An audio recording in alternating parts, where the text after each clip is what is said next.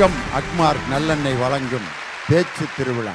தமிழை உயிரென்றும் அமுதென்றும் தேனென்றும் இன்னும் தான் உண்ணும் உணவென்றும் தன் உடலில் வாழ்கின்ற உயிர் அணு என்றும் பாடி தமிழ் மேலும் தமிழ் மக்கள் மீதும் பகுத்தறிவையும் சுயமரியாதையும் தனது கவிதை வரிகளிலே இந்த உலக அனைத்து தமிழர்களுக்கும் கொட்டி தீர்த்து இந்த புதுவை நகருக்கு பெருமை சேர்த்து கொண்டிருக்கும் புதுவை குயில் புரட்சிக்கவி பாரதிதாசன் பிறந்து வாழ்ந்து வளர்ந்த மண் இது. யாராருக்கோ திருவிழா எடுக்கின்ற இந்த உலகம் பேச்சாளர்களுக்குன்னு ஒரு திருவிழா எடுக்கலை. அதை முதலில் எடுத்து பெருமை சேர்த்தது கலைஞர் தொலைக்காட்சி தான். பேச்சாளர்களுக்கென்று ஒரு திருவிழா இந்த புதுவை மாநிலத்தில் நடத்துறது இன்னும் ஒரு மிகப்பெரிய சந்தோஷமான விஷயம்.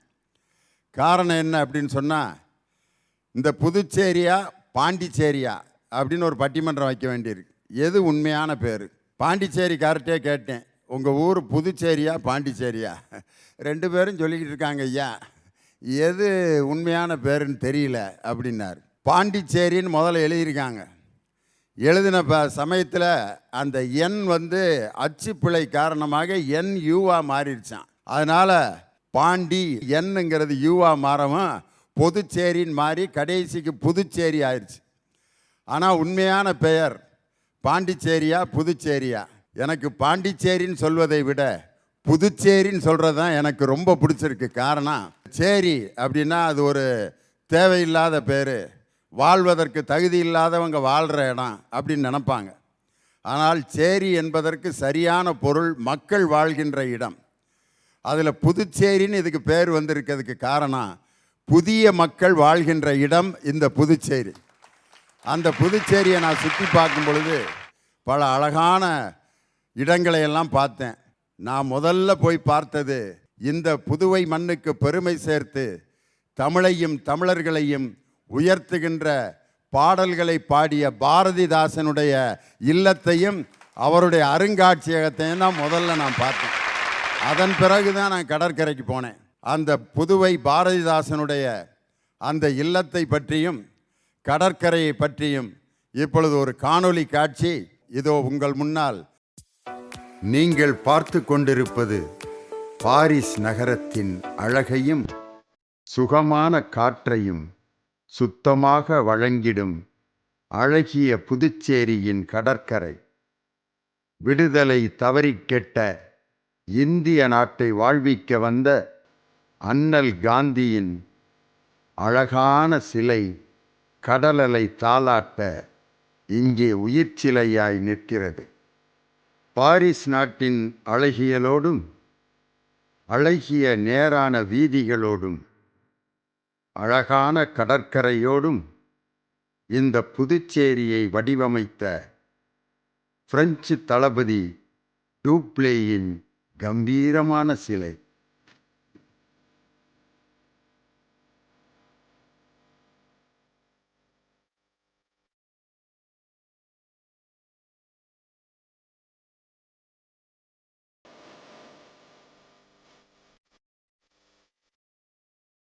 பொங்கும் கடலோசை, கொஞ்சும் தமிழோசை, தண்ணீரில் ஓடங்களை தாலாட்டும் அலையோசை, அறிவை விரிவு செய், விசால பார்வையால் விழுங்கு மக்களே என்ற பாரதிதாசனுக்கு புகழ் சேர்ப்போம்.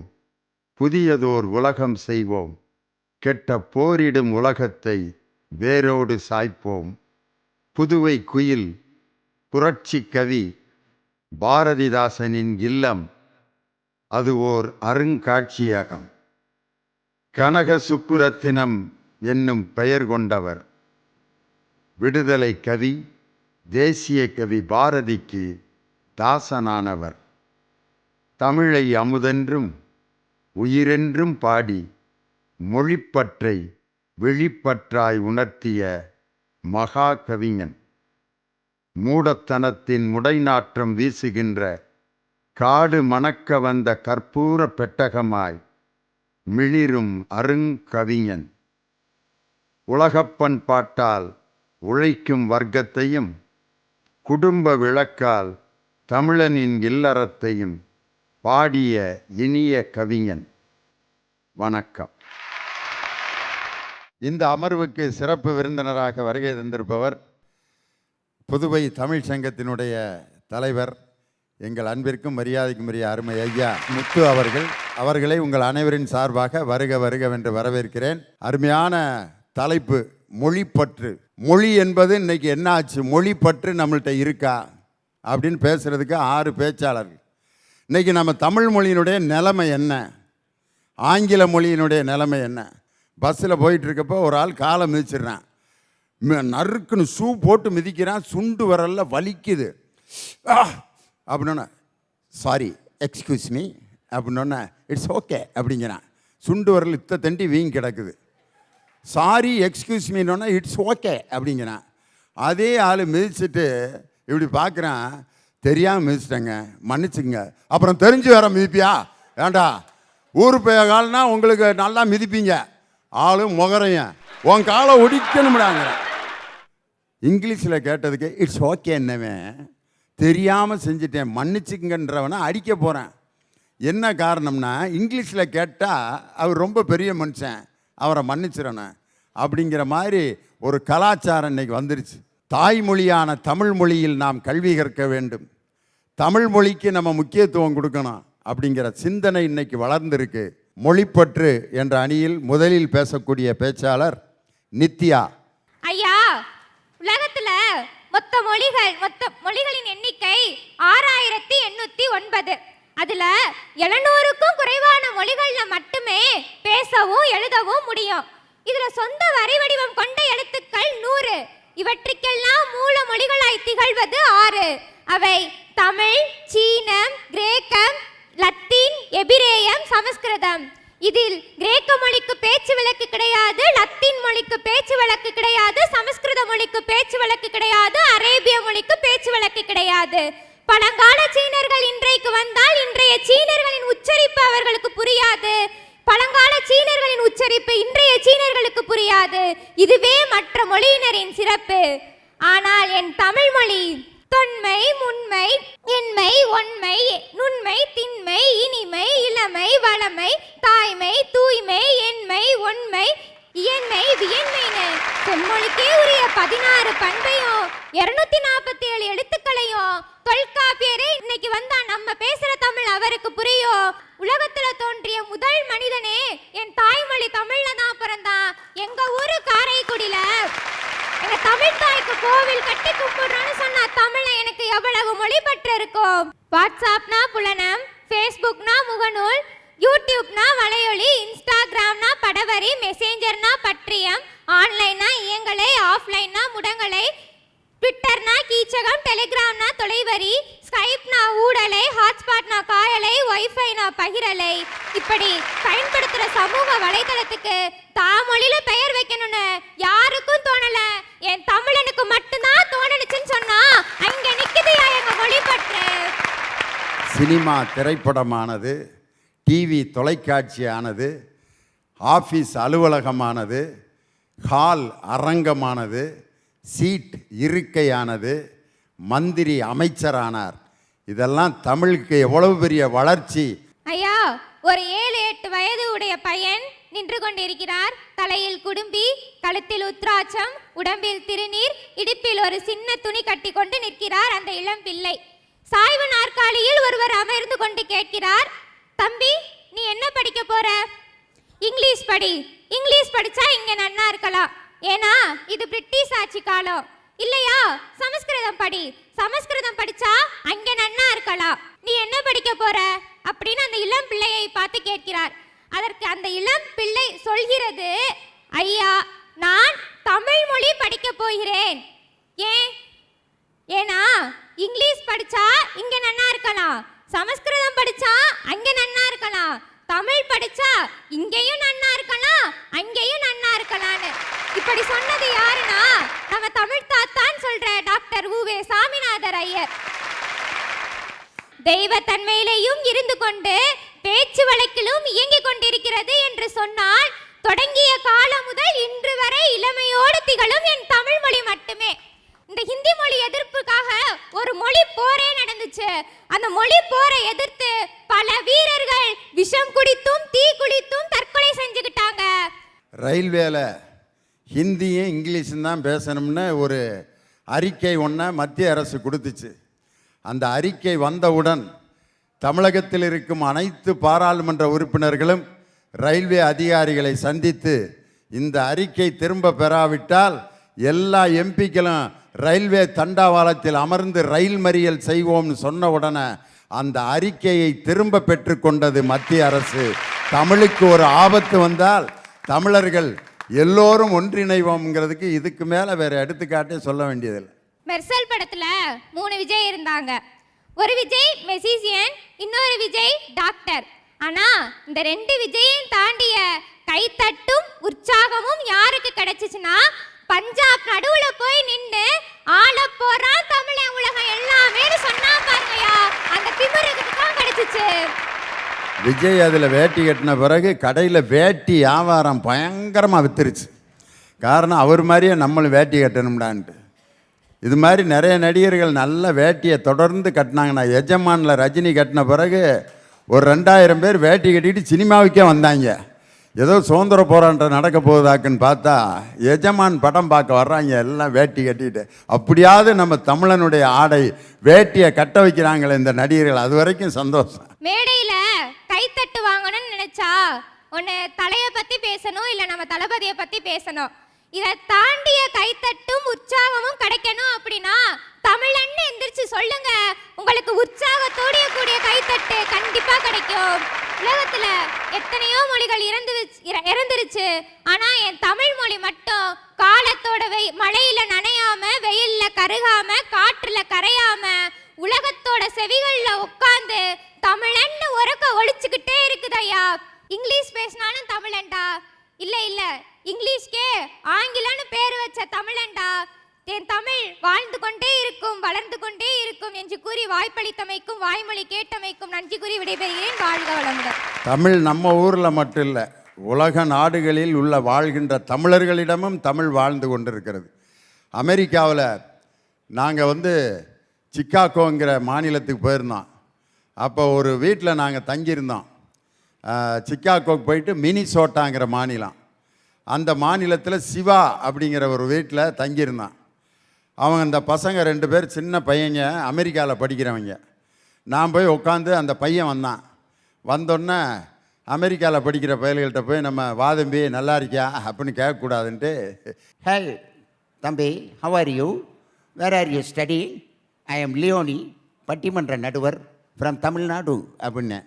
அவன் இப்படியே பார்த்துட்டு, தமிழில் பேசுங்க சார்.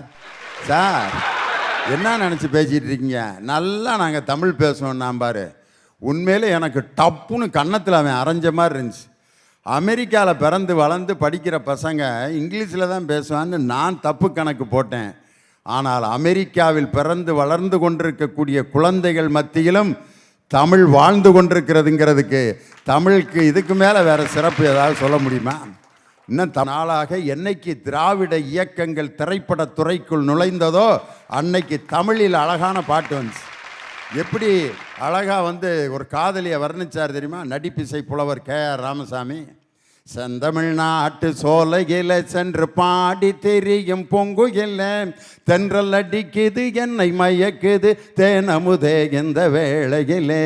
செந்தமிழ்நாட்டு சோலையில சென்று பாடி திரியும் பொங்குகில்லே. செந்தமிழ் பார்த்தீங்கன்னா டே அப்பா C.A. ஜெயராமன் பாடுவார். பாடுறது ஷாஜகான் மன்னர் பாடுறது. அந்த படத்தில் ஷாஜகானும் மும்தாஜும் பாடுற மாதிரி சிவாஜி கணேசனை M.N. ராஜம் பாடுவாங்க. பாட்டு எப்படி இருக்குன்னு தெரியுமா?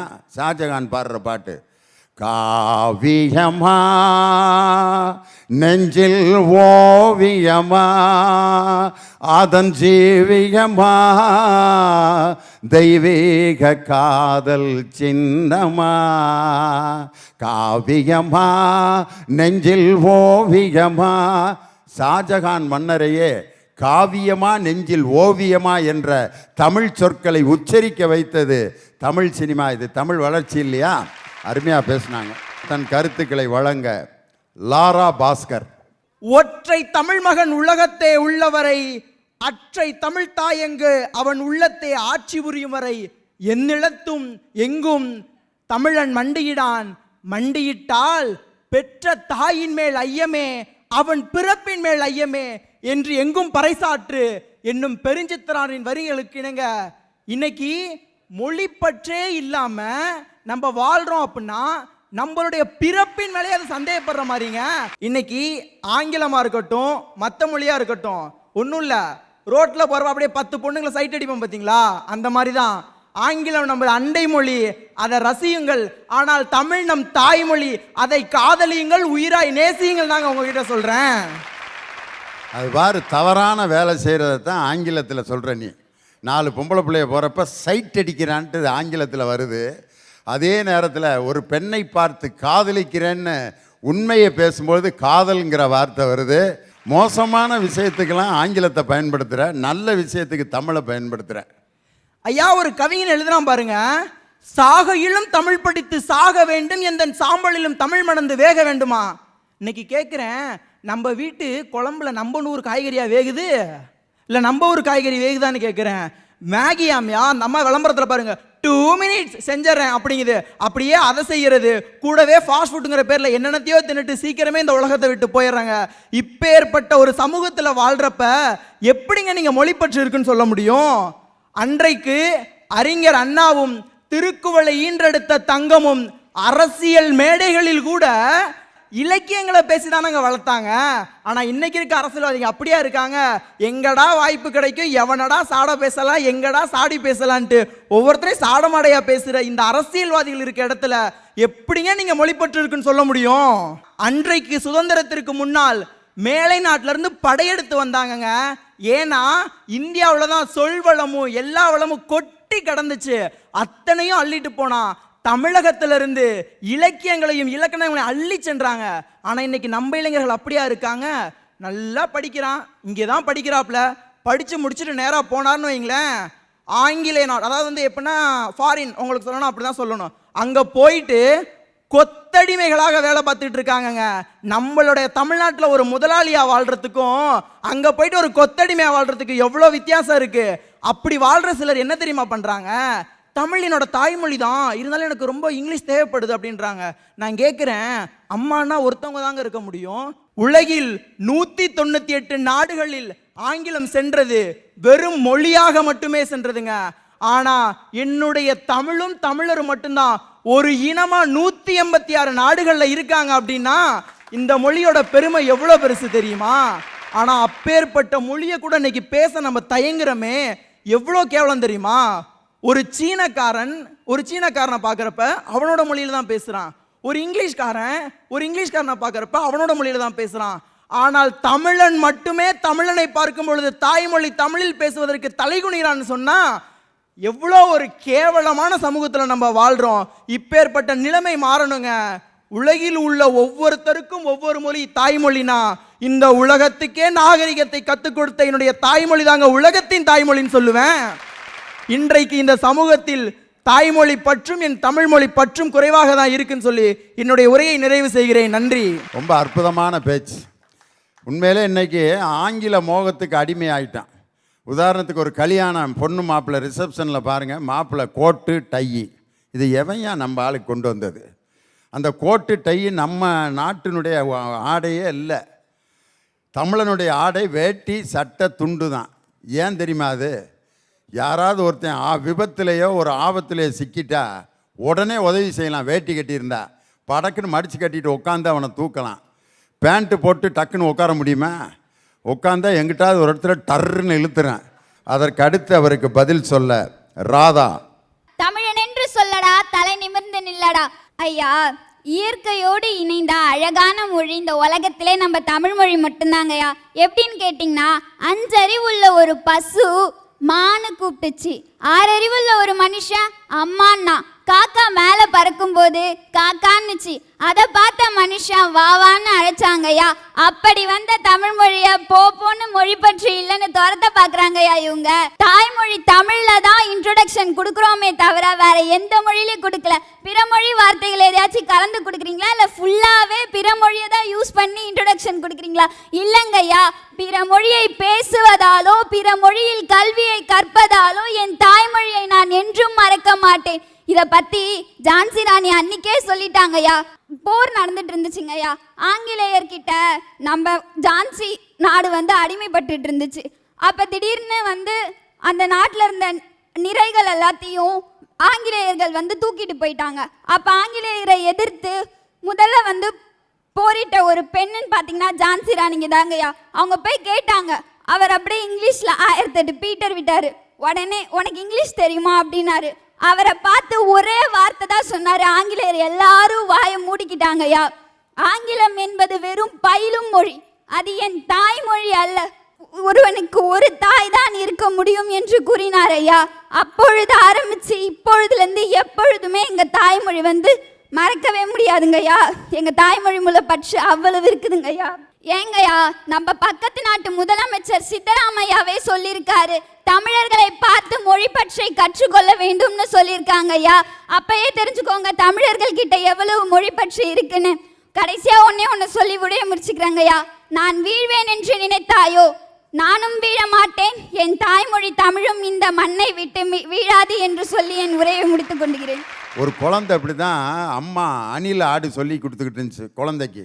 அணில், ஆடு, இலை, ஈக்கள், உரல், ஊசி சொல்லுப்பா அப்படின்னு அந்த குழந்தை அணில் அப்படின்னுச்சு. சொல்லு அப்படின்னா அணில். அடுத்து சொல்லுடி அணில். ஆமாம், அணில், ஆடு, இலை, ஈக்கள். திரும்ப சொல்லு அணில். திரும்ப சொல்றி அணில்னுக்கிட்டே இருந்துச்சு. அப்புறம் அந்த அம்மா ஏதோ தப்பு பண்ணுறேன்னு கண்டுபிடிச்சிருச்சு. அணில் அப்படின்னு குழந்தை சொன்னேன்னே அப்படின்னோடனே ஆடு, இலை அப்படின்னு அவங்க அம்மான்னு சொல்ல சொல்ல அடுத்த வார்த்தையை அந்த குழந்தை சொன்னது. அந்த குழந்தைக்கு ஒரு அங்கீகாரம் கொடுக்கும்போது கண்டிப்பாக எந்த குழந்தைக்கும் தைரியம் வரும்யா. இந்திய நாட்டினுடைய ஜனாதிபதி குடியரசுத் தலைவர் டாக்டர் ராதாகிருஷ்ணன் லண்டனுக்கு போயிருக்கார். அங்கே இதே மாதிரி ஸ்பூன் அண்ட் ஃபோர்க் வச்சுருக்காங்க. அவர் அதை தூக்கி போட்டு அவர் பாட்டுக்கு கையில் பிணைஞ்சு சாப்பிட ஆரம்பிச்சிட்டார். உடனே அங்கே இருக்கிறவங்களாம் what is this bad manners, you are eating by your hands அப்படின்னு இருக்காங்க. சர்வப்பள்ளி டாக்டர் ராதாகிருஷ்ணன் சொன்னார், நான் என் கைகளைத்தான் எப்பொழுதும் பயன்படுத்துவேன். காரணம், இந்த ஸ்பூனை இது வரைக்கும் அந்த ஸ்பூனை எடுத்து காமிச்சிருக்காரு. இதில் இது வரைக்கும் எத்தனை பேர் தின்றுருப்பேன். அப்போ ஒரு 200 பேரோட எச்சி அதில் இருக்குது. ஆனால் என்னுடைய கையை என்னை தவிர வேறு யாருமே பயன்படுத்த முடியாது. உலகத்திலே சுத்தமானவன் நாங்கள் தமிழன் தாண்டா, கையில் தாண்டா சாப்பிடுவோம்னு. உலகம் சுற்று வாலிபனில் எம்ஜிஆர் நாகேசன் சாப்பிட்றப்ப இந்த தாய்லாந்தில் 2 குச்சியை வச்சு அவங்க பாட்டுக்கு சோறு சாப்பிடுவாங்க. எம்ஜிஆர் அழகாக ப்ராக்டிஸ் பண்ணி சாப்பிடுவார். நாகேஸ் செம்ம பசி, இடையில சாப்பாடு இருக்குது, இந்த 2 குச்சியை கொடுத்து சாப்பிட விடுவாங்க. சோறு இங்கே இருக்குது, வாய் இங்கே இருக்குது, இடையில ஏண்டா அந்த குச்சியை கொடுத்து பசியோடு கிடந்து சாகிறேன். ஆனால் தாய்லாந்துக்காரங்க இந்த 2 குச்சியில் அழகாக ரசஞ்சோறு சாப்பிடுவாங்க. இப்படி அப்படி அடுத்து அப்படிம்பாங்க. நம்முடைய பண்பாடு எப்படிப்பட்ட பண்பாடுன்னு ராதா அழகாக பேசினாங்க. அதற்கு அடுத்து பேச வருபவர் சசிரேகா. நம்ம தமிழ்நாட்டில் 2500 பள்ளிகள் இருக்குது. அதில் 450 பள்ளிகள் தான் ஏன் தமிழ் வழி பள்ளிகள். அதுலேயும் ஆங்கில வழி பள்ளிகள் இருக்குது. மீதி எல்லாமே ஆங்கில வழி பள்ளிகள், அதாவது தனியார் பள்ளிகள். இதுலேருந்தே தெரியும் ஐயா நம்ம நாட்டோட மொழி பற்றி எந்த நிலைமையில் இருக்குன்னு. அது கூட பரவாயில்ல விடுங்க. நமக்கு மொழிப்பற்றுன்ற ஊற்றதே நம்மளோட தமிழ் ஆசிரியர்கள் தான். அவங்களே அவங்க மாணவர்களை என் பையன் சிபிஎஸ்சியில் படிக்கிறான், என் பையன் மெட்ரிக்கில் படிக்கிறான்னு தைரியமாக வந்து சொல்கிறாங்க. ஒரு மாணவனுக்கு தமிழ் மொழி தான், இப்படி தான் தமிழ் பற்று வளரும்னு ஊட்டக்கூடிய தமிழ் ஆசிரியர்களே மொழிப்பற்று இல்லாமல் தன்னோட பசங்களை போய் ஆங்கில வழி கல்வியில் சேர்த்தா எப்படி மாணவர்களுக்கு தமிழ் பற்று வளரும்? ஐயா, இங்கே இருக்கிறவங்க தாயையும் மதிக்கிறது இல்லை, தாய் மொழியையும் மதிக்கிறது இல்லை. தாயை மதிச்சிருந்தா அனாதை இல்லத்தில் சேர்த்துட்டு அவன் அயல் நாட்டுக்கு போக மாட்டான். தாய் மொழியை மதிச்சிருந்தா எனக்கு ஆங்கில வழி கல்வி தான் வேணும்னு போய் அவன் குழந்தைக்கு சீட்டு வாங்குறதுக்கு லைனில் நிற்க மாட்டாங்க ஐயா. அளவுக்கு மிஞ்சினா அமுதமும் நஞ்சுன்னு சொல்லுவாங்க. அளவுக்கு மிஞ்சின அந்த ஆங்கிலம்ன்ற நஞ்சை தான் இன்னைக்கு அமுதமாக நினச்சி எல்லாரும் என் குழந்தைக்கு கொடுக்கணும்னு நினைக்கிறாங்க ஐயா. சிங்கப்பூரில் கொடுக்கக்கூடிய அந்த குடி தண்ணீர் பாட்டிலில் கூட என்ன எழுதியிருப்பாங்கன்னா, தமிழில் பேசுவோம் தமிழராய் வாழ்வோம் அப்படின்னு எழுதி கொடுக்குறாங்க. சிங்கப்பூர் விமானம் அதில் போகிறோம், அழகாக அறிவிப்பு, சென்னையிலிருந்து சிங்கப்பூர் செல்லும் விமானத்தில் பயணம் செய்யும் பயணிகளுக்கு அன்பான வணக்கம்.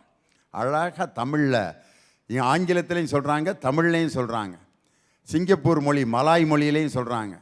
ஆனால் நம்ம மதுரையிலேருந்து சென்னைக்கு ஒரு ஃப்ளைட்டு போகுது, ஒரு விமானம் போகுது, அதில் இங்கிலீஷ்லேயும் ஹிந்தியிலையும் மட்டும் சொல்கிறான். உட்காந்துருக்க 50 பேரும் தமிழங்க உட்காந்து கேட்டுக்கிட்டு இருக்காங்க. This flight is going from Chennai to Madurai. ஏண்டா வெக்கமா இல்லையா? சென்னையிலேருந்து மதுரைக்கு 200 தமிழர்களை ஏற்றிட்டு போகிற விமானம் ஆங்கிலத்திலும் ஹிந்தியிலும் மட்டும் பேசுதே. அதை எதிர்த்து கேட்குறதுக்கு நானும் பல மேடையில் சொல்லிட்டேன், இன்னும் அதை மாற்ற மாட்டேங்கிறாங்க.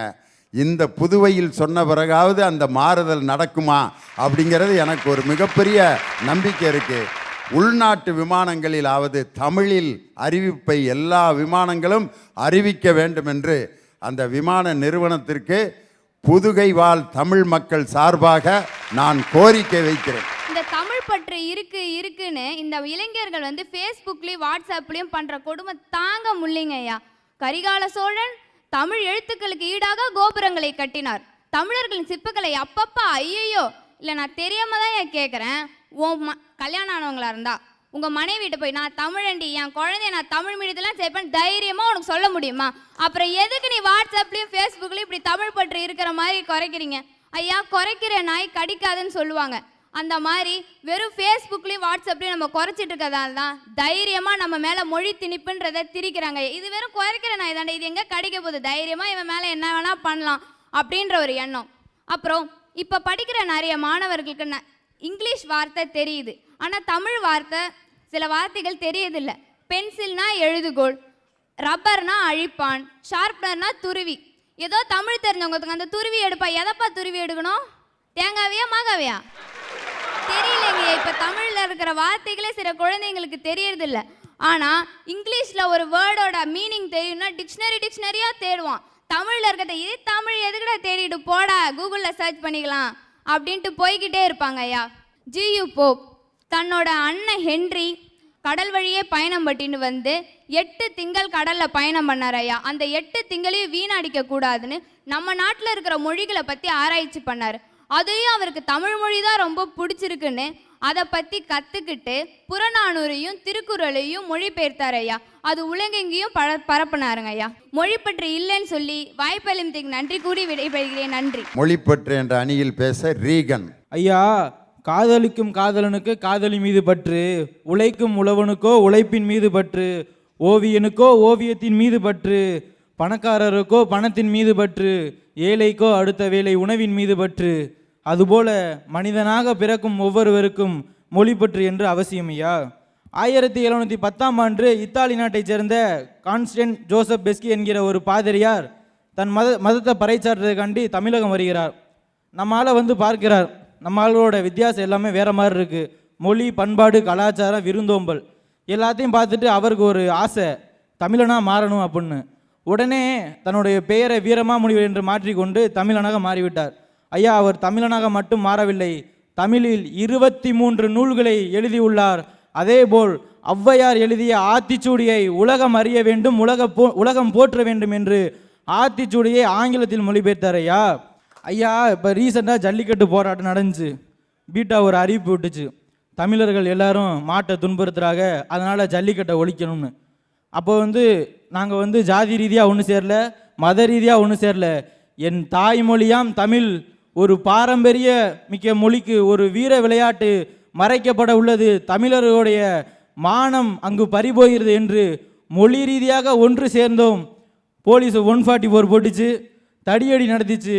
இல்லை, உலகமே திரும்பி பார்க்கும் அளவிற்கு மெரினாவில் ஒரு புரட்சியை ஏற்படுத்தினோம் என்றால் அது எங்களது மொழி பற்றின ரீதியாக நாங்கள் ஏற்படுத்தினோம்.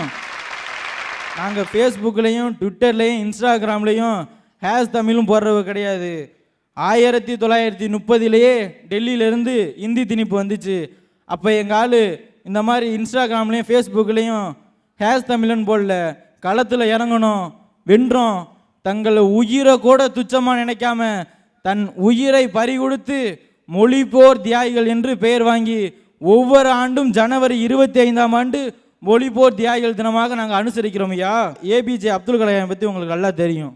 அவர் ஒரு வாட்டி ஐரோப்பிய யூனியனில் போய் பேசுகிறதுக்கு அவரை அழைச்சிருக்காங்க. அவர் போகிறாரு ஐரோப்பிய யூனியனில். அங்கே போய் எல்லாரும் அவங்க தாய்மொழியில் பேசுகிறாங்க. அங்கே என்னுடைய ஏபிஜே ஐயா வருத்தப்படலை, துக்கப்படலை, தன்னுடைய தாய்மொழியையும் எல்லாரும் அறியணும்னு சொல்லிட்டு கணியன் பூங்குன்றார் எழுதிய யாவும் ஊரே யாவரும் கேளு என்ற மொழி பற்றி அங்கு நிலைநாட்டினார்யா. என்னதான் நடந்தாலும் சரி, வீழ்வது நானாக இருந்தாலும் வாழ்வது என் தாய் மொழியாக இருக்கட்டும் என்று கூறி என் உரைக்கு திரையிட்டு விடைபெறுகிறேன். நன்றி, வணக்கம். வெளிநாட்டவர்களை கூட கவர்ந்த மொழி நமது தாய்மொழியான தமிழ் மொழின்னு ரீகன்னு பெயர் வைத்த இளைஞன் ரொம்ப அழகாக பேசினார். உண்மையிலே பாண்டிச்சேரிக்கும் கண்ணதாசனுக்கும் நெருங்கிய தொடர்பு இருக்குது. ஒரு தடவை பாண்டிச்சேரியில் கண்ணதாசன் தேர்தலில் நிற்கணும்னு முத்தமிழறிஞர் டாக்டர் கலைஞர்கிட்ட கேட்டிருக்கார். நானும் தேர்தலில் நிற்கணும், எனக்கு ஒரு சீட்டு கொடுங்க. எந்த தொகுதியிலையா நிற்கிற அப்படின்னு கேட்டிருக்காரு தலைவர். அதுக்கு கண்ணதாசன் சொல்லியிருக்காரு, பாண்டிச்சேரியில் நிற்கிறேன்ட்டு. அதுக்கு தலைவர் சொல்லியிருக்காரு, பாண்டிச்சேரியில் உன்னையால் முதல்ல நேராக நிற்க முடியுமா, அப்புறம் எங்கே தேர்தலில் நிற்பேன்றது. அப்படிப்பட்ட கண்ணதாசன் ஒரு தடவை இந்த பாண்டிச்சேரிக்கு வந்து காரில் வரும் பொழுது ஒரு ஆள் நல்ல ராஜ போதையில் படுத்திருந்தான். அப்போ ஒரு ஆள் எழுப்பி, என்னடா நடு ரோட்டில் படுத்திருக்க, எந்த ஊர்ரா அப்படின்னு கேட்டோன்னா, இருந்த ஊரை சொல்லவா இல்லை இருக்கிற ஊரை சொல்லவா, எந்த ஊருன்னு கேட்குறியா அப்படின்ட்டுருக்கான். கண்ணதாசன் நோட் பண்ணிட்டார் அதை. இருந்த ஊரா இருக்கிற ஊரா அப்படின்னு நோட் பண்ணிட்டார். ஒரு நாள் அண்ணாவுக்கு பக்கத்தில் கண்ணதாசன் உட்காந்துருந்துருக்காரு. அப்போ அண்ணா வந்து தொண்டர்கள்லாம் பார்க்க வந்திருக்காங்க. எந்த ஊர்லேருந்தியா வந்திருக்கீங்க அப்படின்னு கேட்டிருக்காரு. தொண்டர்கள்லாம் நாங்கள் கரூர்லேருந்து வந்திருக்கோம் ஐயா அப்படின்ட்டுருக்கான். எல்லாம் கரூர்லேருந்து தான் வர முடியும் அப்படின்னோன்னா, எல்லாரும் எப்படிங்கய்யா கரூர்லேருந்து வர முடியும், ஒவ்வொருத்தரும் ஒவ்வொரு ஊர்லேருந்து வந்திருக்காங்க. அண்ணா சொன்னது அவங்களுக்கு புரியல. அப்புறம் இன்னொரு குரூப் வந்துட்டு, அண்ணா போயிட்டு வரேண்ணா, எந்த ஊருக்கு போகிறீங்க, மேலூர் போகிறோன்னு இருக்காங்க. உடனே அண்ணா சொல்லியிருக்காரு, ஃபைனலாக எல்லாம் மேலூருக்கு போய்த்தான் ஆகணும் அப்படின்னு இருக்காரு. உடனே எல்லாரும் எதுக்கு மேலூருக்கு வர்றாங்க அப்படின்னு அண்ணா சொன்னது புரியவே இல்லை. இந்த மூணையும் சேர்த்து ஒரு பாட்டாக கண்ணதாசன் கொண்டு வந்தார். அதுதான் காட்டு ரோஜாங்கிற படத்தில். நிறைவாக மொழிப்பற்று என்ற அணியை நிறைவு செய்ய முகமது முசம்பின். ஐயா, மொழிப்பற்று உள்ளவனை, தமிழ் பேசுகிறவனை ஏதோ பைத்தியக்காரன் போலையும் ஏதோ வெண்வெளியிலேருந்து வந்த ஒரு ஏலியன் போலையும் பார்க்குறான் ஐயா. ஏன்னா அவனுடைய சிறு வயதிலேயே அவனுக்கு வந்து தமிழ் மொழி வந்து தடையாகுது. பால்வாடியில் படிச்சுக்கிட்டு இருக்கிற பையனை கொண்டு போய் சிபிஎஸ்சி மெட்ரிகுலேஷன் இந்த மாதிரி பள்ளியிலலாம் சேர்த்து விட்றாங்க. அதனால அங்கே வந்து தமிழ் அவனுக்கு வந்து பேசினா அபராதம். தமிழ் ஆர்வம் அப்படிங்கிறது வந்து அவளுடைய தமிழ் ஆசிரியர்கிட்டருந்து தான் வரணும். அந்த தமிழ் ஆசிரியர் அந்த தமிழை எடுத்து சொல்கிற விதத்திலேயே அவங்களுக்கு, அந்த மாணவர்களுக்கு வந்து அந்த தமிழ் ஆர்வம் வரணும். இப்போ இலக்கண குறிப்பு, இலக்கண விதிகள்லாம் ஏதாவது ஒரு சந்தேகம் இருந்து போய் தமிழாசிரியர்கள்ட்ட கேட்டால், கோனார் ஊரில் என்ன இருக்கோ அதை போய் படிடா போடா அப்படின்னு சொல்லிட்டு அவனுடைய ஐயத்தையும் அவருடைய சந்தேகத்தையும் தீர்த்து வைக்கிறதுக்கு இன்றைய பெரும்பாலான தமிழாசிரியர்கள் தயாராக இல்லை. என் மொழி வந்து சாதாரண மொழி கிடையாது. ஒன்றே குலம் ஒருவனே தேவன் என்ற வாழ்ந்து, அறம் புறம் என வாழ்ந்து காட்டி, வேந்தர்களை மூன்றாக்கி, திசையை நான்காக்கி, நிலத்தை ஐந்தாக்கி, சுவையை ஆறாக்கி, இசையை ஏழாக்கி, 8 தொகை பாடி, நவரசம் நடித்து, நவகோல் காட்டி, 10 பாட்டு பாடி, 17 திருமுறைகளை ஏற்றி, 17 கீழ்கணக்கு, 17 மேல் கணக்கு, இன்னா 40, இனியவை 40, 66 ஆயக்கலை, 96 சிற்றிலக்கியங்கள், 133 அதிகாரங்கள் வாயிலாக 1330 குறள்பாக்கள், 4000 திவ்ய பிரபந்தம், 10,500 பாடல் வழி கம்பராமாயணம், 26,800க்கும் பாடலுக்கு மேல் சங்க இலக்கியங்கள் பாடல் என உயர்ந்த மொழி படைத்த தேசம் நம் தேசம். ஆனால் இந்த மொழியை பேசுறதுக்கு நீ வெக்கப்படுற, கேவலப்படுற. நம்மளுடைய அலைபேசி என்ன தமிழில் சொல்றதுக்கு நம்மளுக்கெல்லாம் வக்கு இருக்கா? இப்போ அண்மையில் ஒரு காணொளி பார்த்தேன். பெங்களூரில் ஒரு இசை நிகழ்ச்சி நடக்குது. அங்கே அஜித்தோடைய பாடல் வந்து ஆளுமாடு உளுமாவை பாடுறாங்க. அதுக்கு அந்த இசை கச்சேரியே போட்டு தடை செஞ்சு அடித்து நொறுக்குறாங்க. ஏன்னா அவனுடைய மாநிலத்தில் அவனுடைய மொழி தான் உண்மையாக இருக்கணும் அப்படிங்கிறத பற்றி அவன் யோசிக்கிறான். ஆனால் இங்கே நம்மள்ட்ட கேட்டால் I like only Hindi songs அப்படின்னு தான் சொல்கிறானே தவிர அவனுடைய மொழிப்பற்றை விட நம்மளுடைய மொழிப்பற்று ரொம்ப கம்மியாக தான் இருக்குது. அண்மையில் என்னோட நண்பன் ஒருத்தன் ஜப்பான் போயிட்டு வந்திருந்தான். எந்த இடத்துலையும் கூட அவன் மொழியை தவிர வேறு எந்த மொழியும் கிடையாது. எல்லா இடத்திலும் ஜப்பானிய மொழிகள் மட்டும்தான் பயன்படுத்திக்கிட்டு இருக்கான். உன்னுடைய இனம் அழிக்கப்படணும் அப்படின்னா முதல்ல உன் மொழி அழிக்கணும். உன் மொழி அழிஞ்சிருச்சுன்னா உன்னுடைய இனமே அழிஞ்சிரும். பயன்படுத்தாத மொழி எப்படின்னா, ஒரு தண்ணியில் இரும்பு துண்டை போட்டு வச்சு சில மாதங்களுக்கு அப்புறம் பார்த்தோன்னா அந்த இரும்பு துண்டு துருப்பிடிச்சு போயிடும். அதை ஈஸியாக எடுத்து நொறுக்கிடலாம். அதே மாதிரி தான் பயன்படுத்தாத மொழி சில நாட்களுக்கு பின்னாடி ஈஸியாக அழிஞ்சிட்டு போயிடும். ஒரு 20 தலைமுறைக்கு முன்னாடி தமிழ் எழுத தெரியாது அப்படிங்கிற ஒரு தலைமுறை இருந்துச்சு. இப்போது தமிழ் படிக்க தெரியாதுங்கிற தலைமுறை இருக்குது. இனி வரும் காலங்களில் தமிழ் பேச தெரியாது, தமிழ் பேசினா புரியாதுங்கிற நிலைமை வந்துடும். இந்த நிலைமை வரும்போது உன் இனமே அழிந்திருக்கும். அதற்கு முன் விழித்துக்கொள். தமிழுக்கு தொண்டு செய்வோன் என்றும் சாவதில்லை என்று எனது உரையை முடித்துக் கொள்கிறேன். நன்றி. மொழிப்பற்று அருமையாக பேசினாங்க. இன்னைக்கு தமிழ் மொழியினுடைய பயன்பாடு ரொம்ப சிக்கலில் இருக்குது. யார்கிட்டையாவது போய் சுத்த தமிழில் பேசினோம்னா அவர்கிட்ட என்ன பதில் வரும்? உதாரணத்துக்கு ஒருத்தர்கிட்ட போய், ஐயா வணக்கம், புதுவையில் தொடர்வண்டி நிலையம் எங்கே இருக்கிறது என்று கூற இயலுமா அப்படின்னா அவர் என்னது என்னையா கேட்குற? ஐயா புதுவையில் தொடர்வண்டி நிலையம் எங்கே இருக்கிறது என்று கூற இயலுமா அப்படின்னா யாரோ பைத்தியம் பிடிச்சி அலைகிறார் போல இருக்கு, அல்லது புதுவையில் சரக்கு ஓவர அடிச்சிட்டாரு போல இருக்கு, அதுதான் வசனம் பேசிகிட்டு இருக்காருங்கிறான். அதே ஆள் ஐயா புதுவையில் தொடர்வண்டி நிலையம் வெளுத்து பிடிங்க வெளுத்து என்னையா பேசிட்டு இருக்க ஆளு முகரைய, ஐயா ரயில்வே ஸ்டேஷன் எங்கே இருக்குன்னு சொல்லியா அப்படின்னு தமிழில் கால்றா. தொடர்வண்டி நிலையம், இன்னும் தொடர்வண்டி நிலையம் ரயில்வே ஸ்டேஷனில் எது தமிழ் எது ஆங்கிலம் தெரியல. உலகத்தில் 3 கனிகளை அறிமுகம் செய்தது நமது தமிழ் மொழி. மா, பலா, வாழை. இத்தனை கனிகள் இருக்கும்போது இந்த 3 பழத்தை மட்டும் ஏன் தேர்ந்தெடுத்தாங்கன்னு யாராவது யோசிச்சிருக்கீங்களா? வேறு பழத்தை சொல்லியிருக்கலாம்ல, அன்னாசி, கொய்யா, திராட்சை வச்சுருக்கலாம்ல. ஏன் மா, பலா, வாழை வச்சாங்க? யோசிச்சிருக்கணும். அதுக்கு வேறு ஒரு காரணமும் இல்லை. வாழைப்பழம் வருடம் முழுவதும் கிடைக்கும், அதை ஈஸியாக சாப்பிட்றலாம். மாம்பழம் உடனே திங்க முடியாது, ஒரு கத்தி வேணும் அல்லது உரிக்கணும் அல்லது கொஞ்சம் முயற்சி எடுத்தால் தான் மாம்பழம் சாப்பிட முடியும். பலாப்பழம் சொல்ல வேண்டிய அவசியமே இல்லை. வாங்கணுன்னு திங்க முடியுமா இவ்வளோ பெரிய பலாப்பழத்தை? முடியாது. அதுக்கு ஒரு எண்ணெய் பாட்டில் ஒரு பெரிய கத்தி, அதை அறுத்து எண்ணெயை கையில் தடவி அந்த ஒவ்வொரு சொலையாக ஒட்டாமல் எடுத்து அதை உரித்து உள்ளே இருக்கிற அந்த விதையும் அதுக்கு மேலே ஒரு உரம் இருக்கும், அதை போட்டுவிட்டு அதுக்கப்புறம்தான் பலாப்பழத்தை சாப்பிட முடியும். தமிழன் ஏன் இதை 3 கனிகளை வச்சான்னா, வாழ்க்கையில் வாழைப்பழம் மாதிரி எல்லாமே உனக்கு எளிமையாக கிடச்சிடாது. சில விஷயங்களை முயன்று தான் மாம்பழம் மாதிரி வாங்கினேன், சில விஷயங்களை ரொம்ப முயன்று தான் நீ அடைய வேண்டும் என்பதற்காக வாழை, மா, பழம் அப்படின்னு 3 கனிகளை வச்சான். ஓடப்பர் ஆயிருக்கும் ஏழையப்பர் ஓர் நொடிக்குள் உதயப்பர் ஆகிவிட்டால் ஓடப்பர் ஏழையப்பர் எல்லாம் மாறி ஒப்பப்பர் ஆகிவிடுவாய் உணரப்பாணி. இதுதான் இயல்.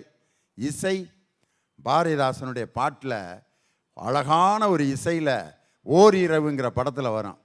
துன்பம் நேர்கையில் யாழெடுத்து நீ இன்பம் சேர்க்க மாட்டாயா, அன்பில்லா நெஞ்சில் தமிழில் பாடி நீ அல்லல் நீக்க மாட்டாயா, கண்ணே அல்லல் நீக்க மாட்டாயா. துன்பம் நேர்கையில் யாழெடுத்து நீ இன்பம் சேர்க்க மாட்டாயா, அன்பில்லா நெஞ்சில் தமிழில் பாடி நீ அல்லல் நீக்க மாட்டாயா. அன்பில்லாத நெஞ்சம் தமிழ் பாட்டை கேட்டுச்சுன்னா அன்பில்லாத கரடுமுரடான நெஞ்சத்துக்கு கூட அன்பு வரும் என்று எழுதிய ஒரே கவிஞன் நம் புரட்சி கவிஞர் பாரதிதாசன்.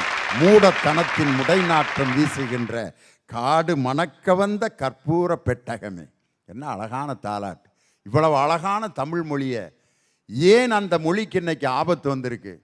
அந்த மொழியை படிப்பதால் நமக்கு என்ன லாபம், அந்த மொழியை படிப்பதால் நமக்கு வாழ்க்கை இல்லை அப்படிங்கிற ஒரு மாய பிம்பம் இன்னைக்கு நம்மளை வாட்டி வதச்சிக்கிட்டு இருக்கு. இன்னைக்கு நான் சொல்கிறேன், இந்தியாவில் நீட் தேர்வு மொத்தம் எழுதியவர்கள் 12 லட்சம் பேர், ஆங்கிலத்தில் எழுதியவர்கள் 10 லட்சம் பேர், ஹிந்தியில் எழுதியவர்கள் 1 லட்சம் பேர். ஆனால் தமிழில் எழுதியவர்கள் அதில் பாதி பேர், 50,000 பேர் கூட அல்ல. மத்திய அரசை நான் கேட்கிறேன், இனிமேல் அவரவர்களுடைய தாய்மொழியில் நீட் தேர்வு எழுதுவதற்கு அனுமதித்தால் கிராமத்தில் இருக்கக்கூடிய மாணவன் கூட நீட் தேர்விலே மிகப்பெரிய மதிப்பெண் பெற்று அந்த மருத்துவர் கனவை அவனால் நனவாக்க முடியும். தமிழை தாய்மொழியாக கொண்டு தமிழ் வழியில் கல்வி படித்தவர்களுக்கு இடஒதுக்கீட்டில் அதிக வேலை வாய்ப்பு கொடுக்கப்பட்டால் கண்டிப்பாக ஆங்கில வழி கல்விகள் புறந்தள்ளப்பட்டு தமிழ் வழி கல்வி செழித்தோங்கும் என்பதில் எனக்கு ஆழமான நம்பிக்கை இருக்கிறது என்று சொல்லி, தமிழ் மொழி வளர்ந்து கொண்டிருக்கிறது, வாழ்ந்து கொண்டிருக்கிறது என்று இந்த மொழிப்பற்று என்ற அமர்வை இத்தோடு நிறைவு செய்து உங்களிடமிருந்து விடைபெறுகிறேன். நன்றி, வணக்கம். புதுவை தமிழ்ச்சங்கத்தின் தலைவர் முனைவர் வி. முத்து ஐயா அவர்கள் மொழிப்பற்று என்ற தலைப்பிற்கு தலைமை தாங்கி தற்போது நினைவு பரிசு வழங்குவார்கள்.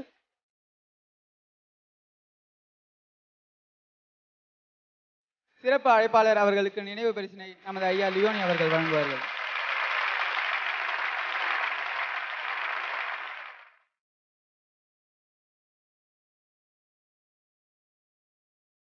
இந்த நிகழ்வில் மொழிப்பற்று என்ற நிகழ்விலே பங்கேற்று சிறப்பாக உரையாற்றிய அன்பிற்கினிய நண்பர் லாரா முதல் பரிசை பெற்றிருக்கின்றார்கள்.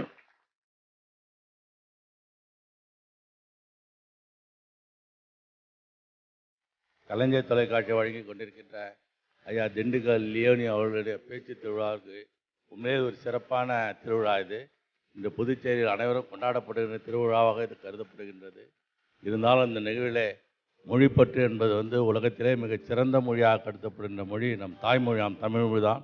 செம்மொழி என்று சொல்லப்படுகின்ற 6 மொழிகளிலே தமிழ் மொழி ஒன்றுக்கு தான் 11 தகுதிகளை உடைய ஒரே மொழி தமிழ் மொழி ஒன்று தான். ஆகவேதான் நாங்களெல்லாம் படிக்கும்போது ஏற்பட்ட அந்த போராட்ட களத்திலே இந்தி திணிப்பை தடுத்து நிறுத்தினோம். அதுக்கு சொல்லப்போனால் சிந்துகின்ற செங்குருதி செந்தமிழ் வாழத்தான் என்றால் இந்த செந்தமிழ் நாடே சிவப்பாகட்டும் என்று அப்பொழுது போராட்ட களத்திலே தடுத்து நிறுத்தப்பட்ட இந்தி இன்று பல வழிகளிலே தமிழ்நாட்டில் நுழைய இருக்கின்றது. நாம் மொழிக்காக போராடுவோம். ஒரு மொழி வளர்ந்தால் ஒரு இனம் வளரும், ஒரு இனம் வளர்ந்தால் ஒரு நாடு வளரும் என்று சொல்லி மொழியை காப்போம், தமிழ் மொழியை காப்போம், தாய்மொழியை காப்போம். நன்றி, வணக்கம்.